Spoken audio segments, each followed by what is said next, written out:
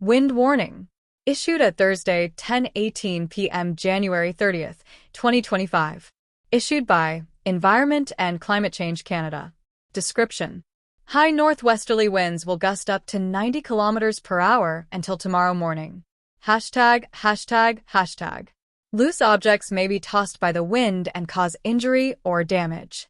Please continue to monitor alerts and forecasts issued by Environment Canada. To report severe weather, send an email to qstorm@ec, GC, or tweet reports using hashtag QCStorm. Avertissement de vent. Émis lâches. 22h18, 30 janvier 2025.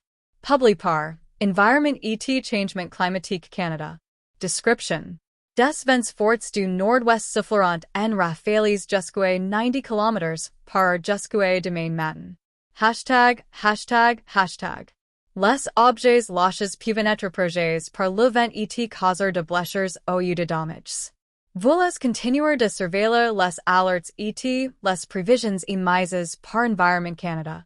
Pour signaler de conditions météorologiques extremes, envoyez un courriel à Quaqtaq@ec, GC, ou tweetez de rapports en utilisant hashtag QCStorm.